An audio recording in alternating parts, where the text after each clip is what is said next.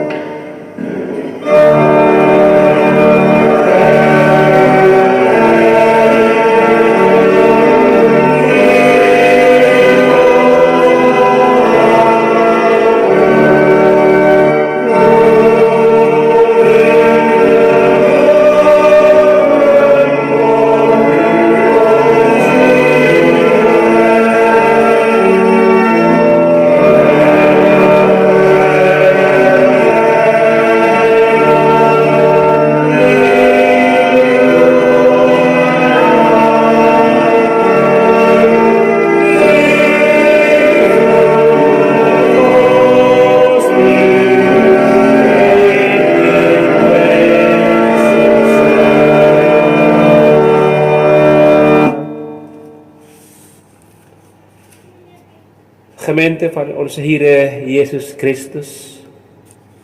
Onze hulp is in de naam van de Heer, die hemel en aarde gemaakt heeft. Almachtige God, die nooit laat varen de werken die zijn hand begon. Genade zij u en vrede van God onze Vader, door onze Heer Jezus Christus, in de gemeenschap het werk van de Heilige Geest. Amen. Gemeente, we gaan nou zingen uit gezang 44. Dank nu allen God.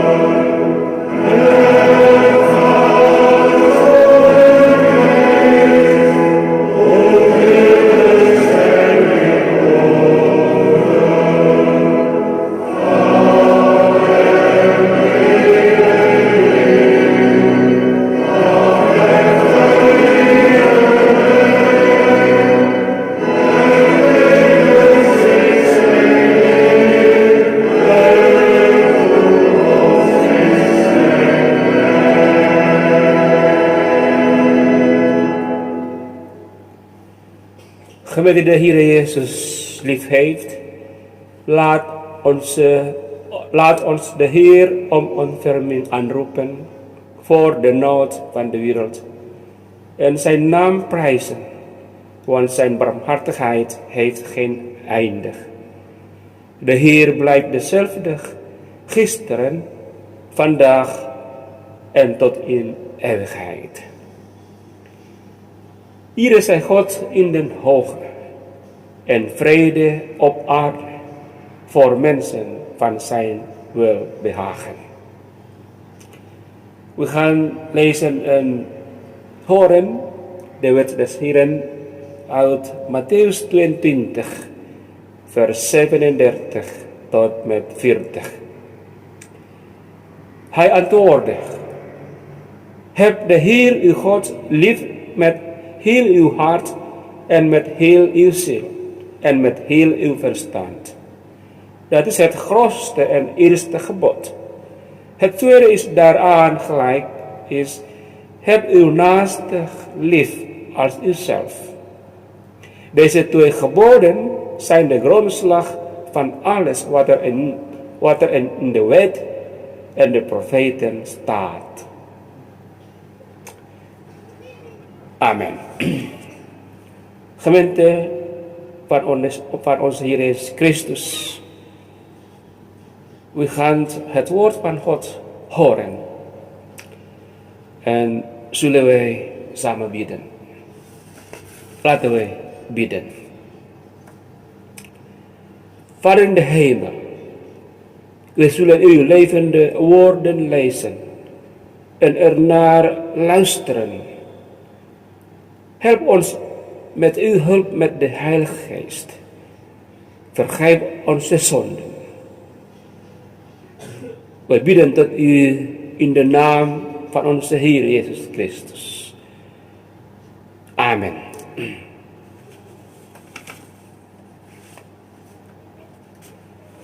Gemeente van onze Heer Jezus Christus. Onze schriftlezing is genomen uit 2 Koningen 4, vers 9 tot met vers 10. Ik herhaal 2 Koningen, hoofdstuk 4, vers 9 tot met vers 10. De vrouw zei tegen haar man, die godsman die telkens bij ons op bezoek komt, is beslist heilig. Laten we op het dak van ons huis een kamer voor hem maken en daar een bed, een tafel, een stoel en een lamp neerzetten. Dan kan hij zich daar terugtrekken als hij bij ons komt. Tot zover onze schriftlezing. Lofzegging.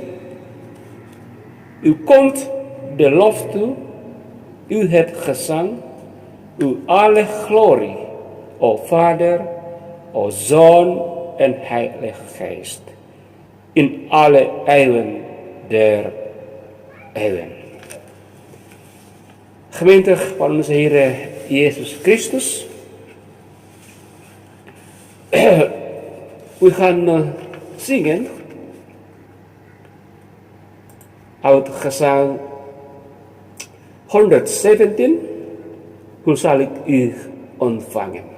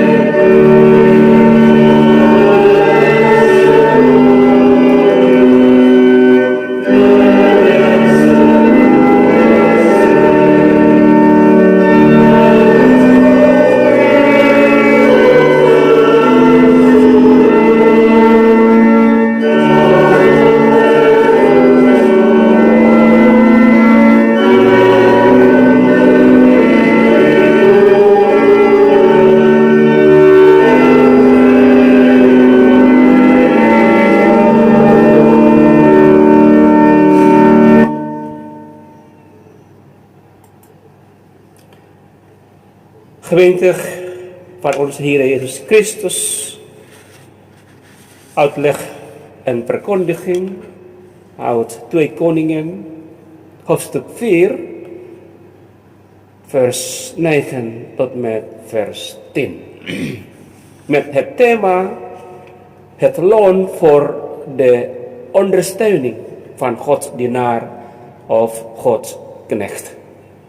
Ik herhaal, het loon voor de ondersteuning van Gods dienaar of Gods knecht. Het ondersteunen van het dienaren en leven van Gods dienstknechten brengt buitengewone wonderen voort.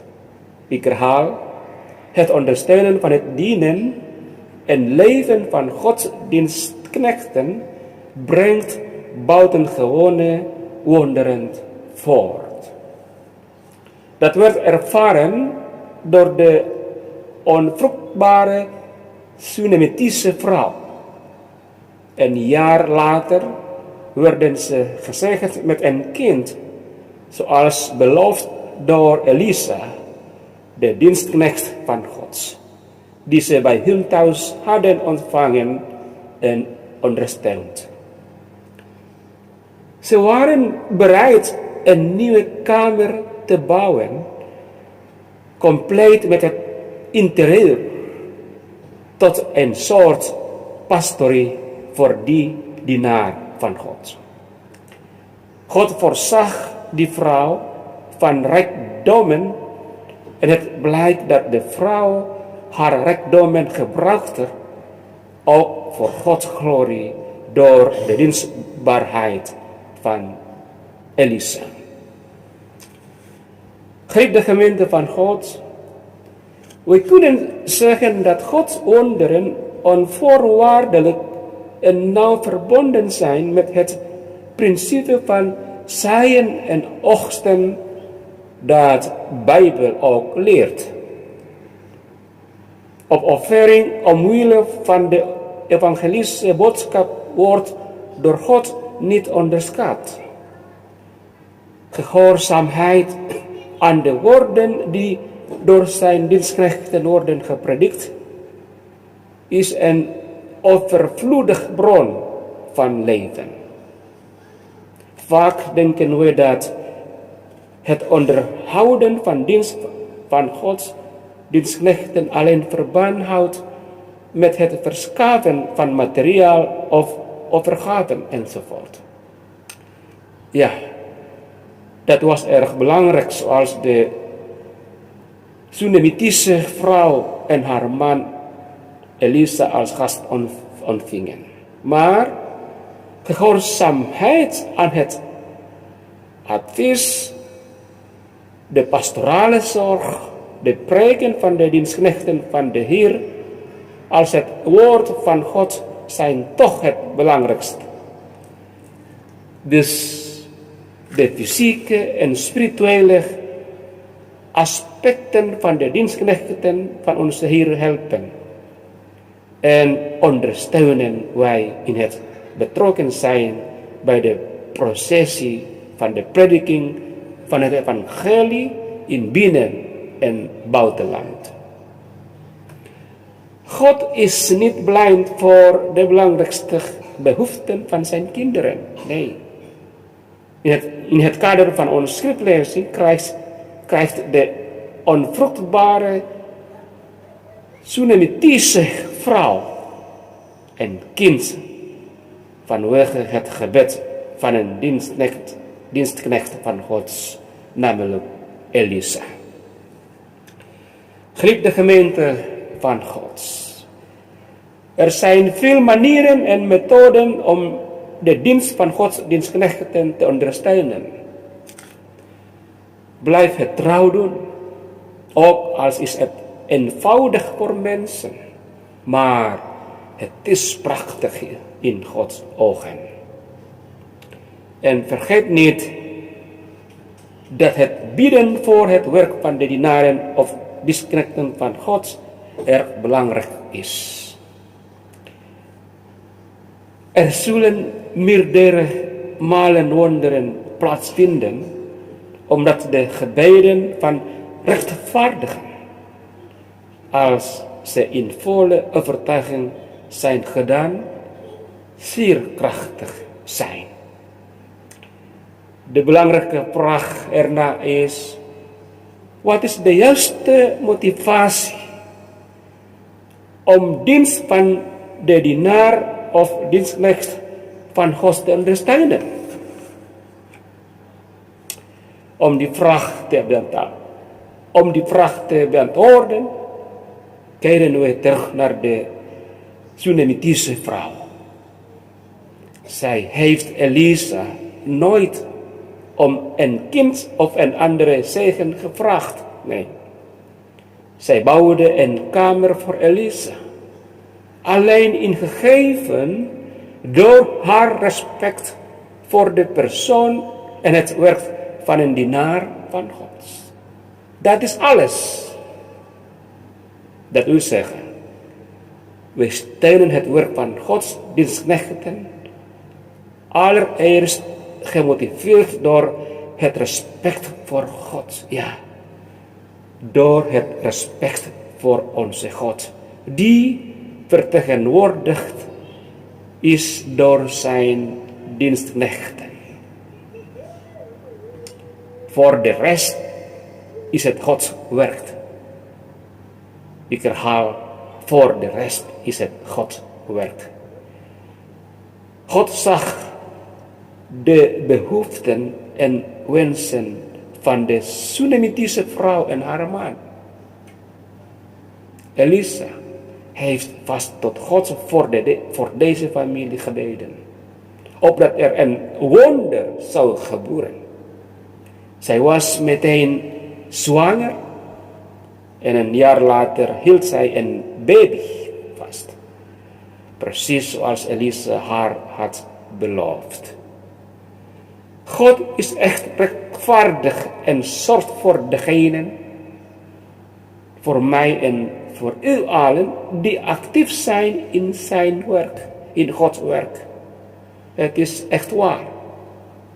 Wat de Heer Jezus zei in Matthäus 10 vers 41, Matthäus 10 vers 41, wie een profeet ontvangt, omdat het een profeet is, zal als een profeet beloond worden. En wie een rechtvaardige ontvangt, omdat het een rechtvaardige is, zal als een rechtvaardige beloond worden. Geliefde gemeente van onze Heer Jezus Christus, laten we tijdens de COVID-19-pandemie steeds bidden en de diensten van zijn dienaren of dienstknechten ondersteunen. En zie, wat zal er gebeuren. Zijn wonderen zijn buitengewoon. Geprezen is Hij. Amen.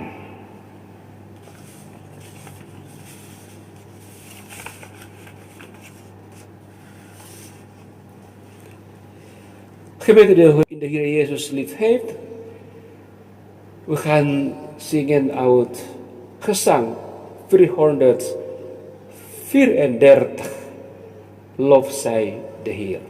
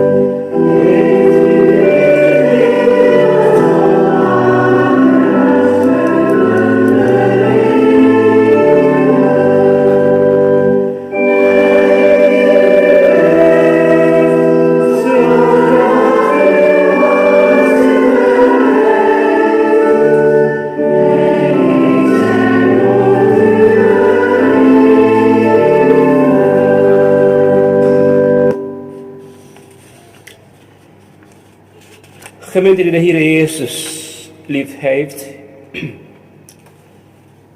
We gaan de apostolische geloofsbelijdenis doen. Laten we ons geloof belijden door samen te zeggen: ik geloof in God, de Almachtige Vader, schepper van de hemel en aarde. En in Jezus Christus, zijn enige geboren Zoon, onze Heer, die ontvangen is van de Heilige Geest. Geboren uit de maagd Maria, die geleden heeft onder Pontius Pilatus, is gekruisigd, stierf en werd begraven. Hij daalde neer in het rijk van de dood.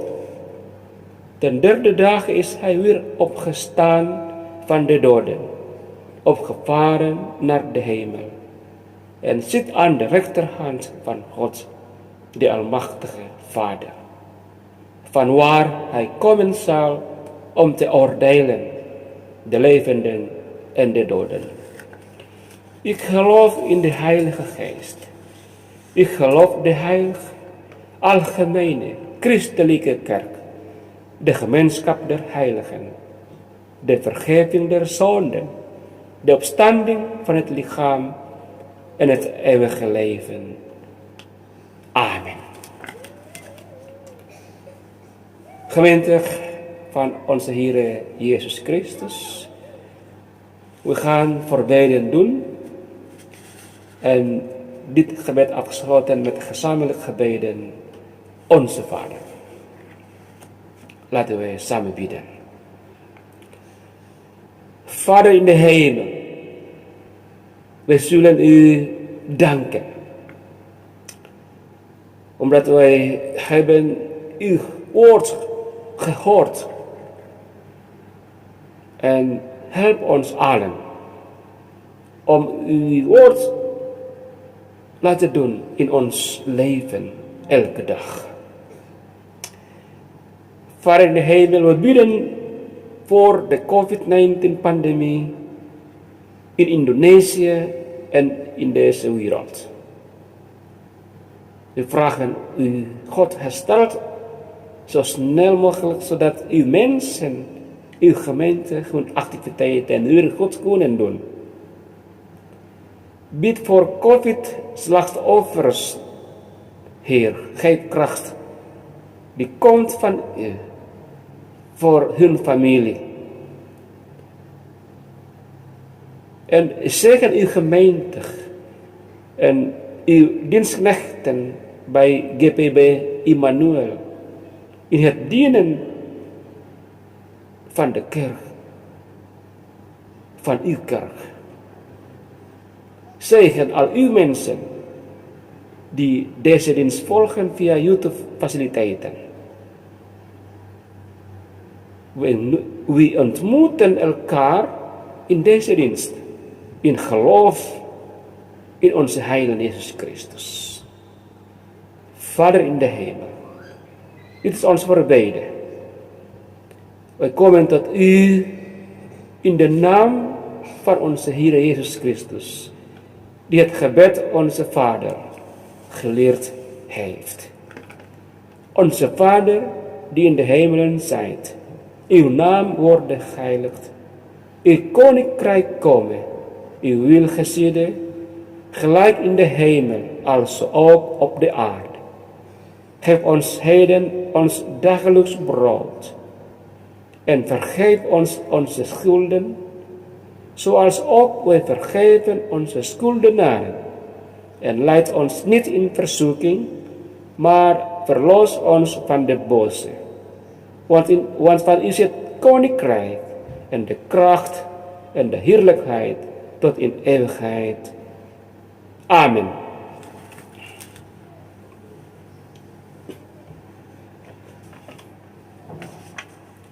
Gemeente van onze Heer Jezus Christus, we gaan inzameling der gaven doen. Gemeente van onze Heer Jezus Christus, laten we onze gaven geven, zoals in Handelingen 20 vers 35 geschreven staat. In alles heb ik u getoond dat u zwak en zo door hard werken moet steunen, indachte de woorden van de Heer Jezus, die immers gezegd heeft: geven maakt gelukkiger dan ontvangen.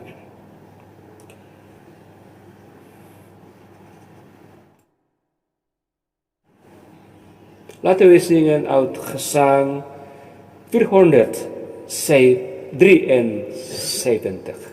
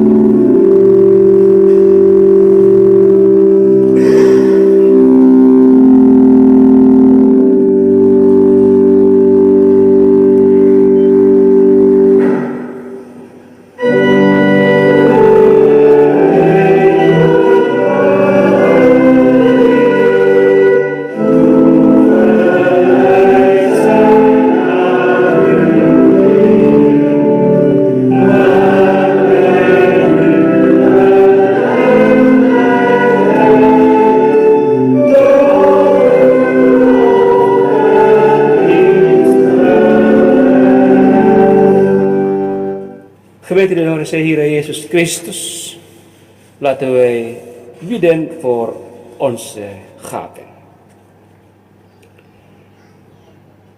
Heilige God, Gij hebt ons geroepen om U te dienen en te leven naar Uw wil. We bidden U, aanvaard in deze gaven onze bereidheid te werken in Uw wijngaard tot welzijn van anderen en heel uw kerk naar het voorbeeld van Jezus, uw Zoon, onze Heer. Amen. Gemeente van onze Heer Jezus Christus, onze slotlied NHB 222, Jezus ga ons voor.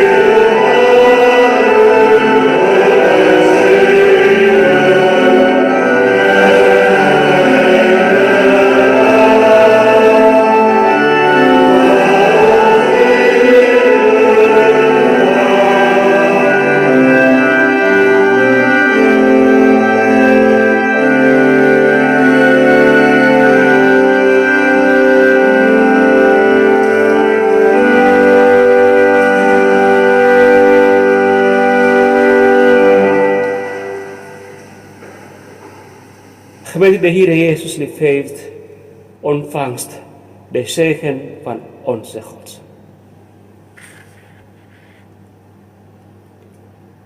De Heer zegene u en hij behoede u.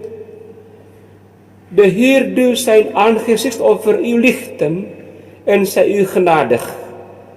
De Heer verheve zijn aangezicht over u en geven u vredig.